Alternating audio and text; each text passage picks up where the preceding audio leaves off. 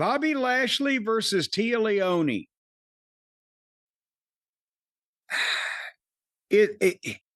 This kind of loosely fit the definition of clash of styles because they both have the same one, except Leone's a little greener at it. But they're two giant guys that punched and kicked, that don't take bumps, that shouldn't be taking bumps. That it was not a smooth exchange of ideas in the ring. And that's why both of these guys look best, work best when it's someone of a different but complementary style, but also different but complementary physique. They don't have to be 160 pounds, but it's two bulls button heads, and one of the bulls is in no way, shape, or form over. So then it just kind of became blah. The people are chanting Lashley now that they're baby faces. Why not? But the people are chanting Lashley. The Hurt Syndicate is still over.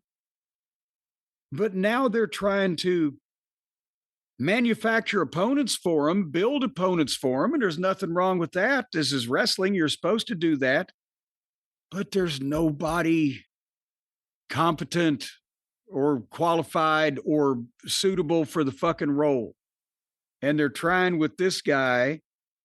And this is too early for this guy. I mean, for forever. And that's a very long time. Maybe too early, but we don't know. But right now, the way that they presented him so far is the two stooges that never really do anything important, of the whiny ass fucking little heel that doesn't matter. Have I mischaracterized this? No, I guess these are guys the Hurt Syndicate are okay with working with. That's step one.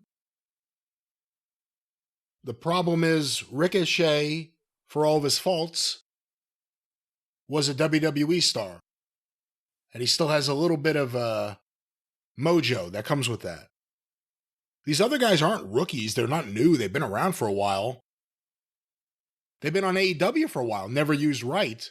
It'd be one thing if they just showed up and were being booked like this. They've been on this show. They were part of the Nana stable. I mean, they've been around. Yeah. I don't know if people are really getting into it. I'm not.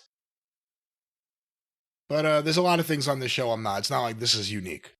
Well, the one thing they got into was after Lashley had speared him on the floor and got a big pop, and then MVP came over and just punched the shit out of Ricochet, and the people started chanting MVP, MVP. And then Benjamin super kicked old Bishop, and they did a couple of false finishes, and then they did the deal where Lashley got the hurt lock and Leone kicked off the buckle, but Bobby kept it, and the referee called for the bells. So wasn't really an exciting finish to save the non-exciting match. And then the Hurt Syndicate beat up the heels, and the fans chanted for them. So they're having the 6-man tag this weekend, right? One would think that Ricochet and company are then going to win the 6-man tag because I don't know why they're having it now, to be honest with you, because they just beat up the heels and Ricochet. And MVP beat him up too. So why are we having the match now this weekend? That's not rhetorical. I can't answer that for you. Again, we still don't understand why the MJF thing ended the way it did. And then the tag title run ended the way it did.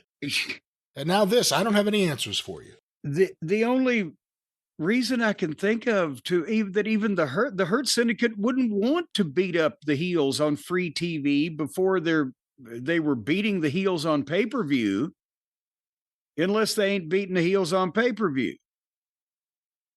But then if they beat the heels up on free TV before the pay-per-view, nobody wants to see the pay-per-view.